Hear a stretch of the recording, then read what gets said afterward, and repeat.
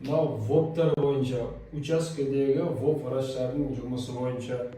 Енді қарайтын болсақ, учаскедегі ВОП врачтарында негізі основной приказы 90-шы приказ, правила по МСП, кейін стандарт оказания по МСП деген приказ бар, осы екі приказбен жасайсыздар.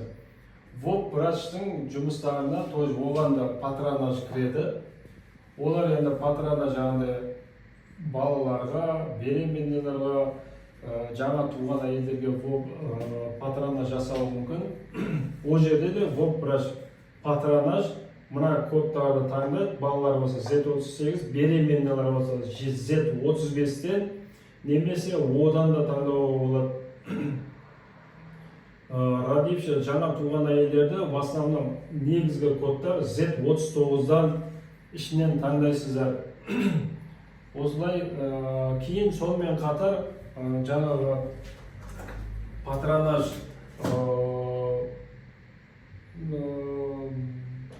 больнийлік ауруларға патронажға баратын болсаңыздар, өзінің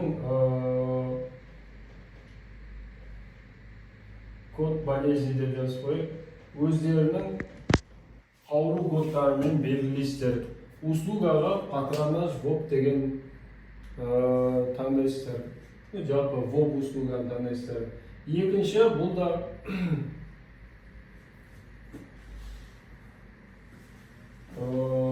актив қай уақытта жасалады?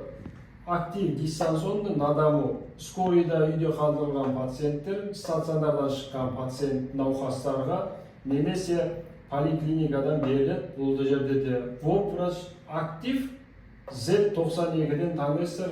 Диагнозға тоже өздеріңіздің актив ВОП врач дегенді таңдайсыздар. Одан кейінгісі ВОП врачтардың негізгі жұмысы скрининг. Скринингке келген пациентке скрининговый карта ашылғаннан кейін, сол скрининговый картаға өздеріңіздің прием ВОП врачтарыңызды саласыздар. Каждый қай ауру түрінде тексерілуге келді, бала болса баланың кодын қоясыздар, онкология болса онкологияға тексерілетіндер, БСК сахарға қоятын өзінің основной кодтарын қоясыздар. Сомен жүреді. Екінші, тағы да төртінші жағдай, ВОПтың сіздерге приемға пациенттер справка алуға келеді.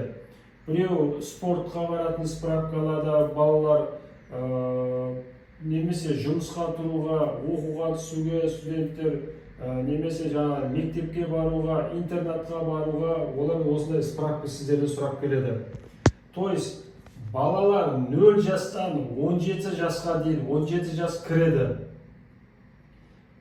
Справкаға келген балаларға административный деген повод обращениені таңдайсыздар да, Z00-0, Z02-0, Z02-5 осылардың біреуін таңдайсыздар.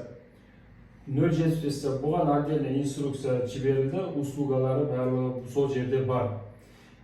Егерде сіздерге 18 жас немесе одан жоғары біздің тіркелген адамдар застрахован, не застрахованы разница жоқ.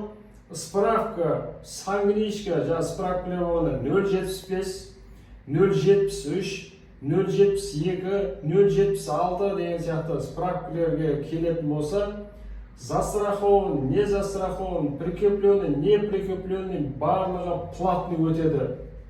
Оларға бесплатный қарастырылмаған. То есть, ол жерде повод обращениені платные медосмотры деген повод бар бізде. Соны таңдайсыздар да, диагнозы Z02-ден таңдайсыздар. Бұл ВОП врачтардың біздің тақтаға сыйған услугалары. Егер ВОП врачқа обычно аурумен немен келетін болса, егер, допустим, пациент өзінің шағымымен келеді, бір жер ауырып жатқан, немесе пациент порталмен больницаға жату үшін келеді, немесе доучеттағы пациент немен келеді, өзін жалпы аурумен келетін болса, ол кездегі қалай қойылады. Допустим, диспансерный учетта сізде тұратын науқасты сол ана доучеттің приказы бойынша плановый өзі периодичность бар. Бір жылда қандай услугалардан қай уақытта өту керек. Егер сол сұрақпен ешқандай шағымы болсын болмасын, сол жаңағы белгілі бір уақытта өтетін диагноздар не услугаларға келетін болса, динамический наблюдение доучеттағы тұратын диагнозын қойып жібересіздер.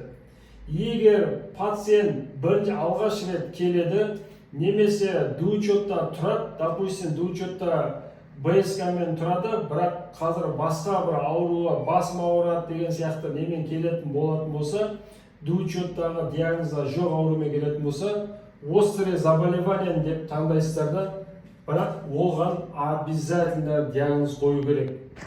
Егер первичный пациент самостоятельно келді, бір жерін ауырып жатыр деп, тоже острое заболевание қоясыз да, енді келген пациентті өзіңіз тексересіз, сұрайсыз, анамнез жинайсыз, сонымен примерно қорытынды шығарған кезде предварительный диагнозын қоясыз да, код диагнозды обязательно қою міндетті. Егер пациент порталға жатуға келетін болатын болса, порталдың несін жинап жүрген болса, документін, ВОП-врач айтып жатырмын. ВОП-врачтың приемы острое заболевание порталға немен жатайын деп жатыр, қандай диагнозға, сол диагнозды қоясыздар, услугаға прием ВОП-врач деп қоясыздар. Болды ма?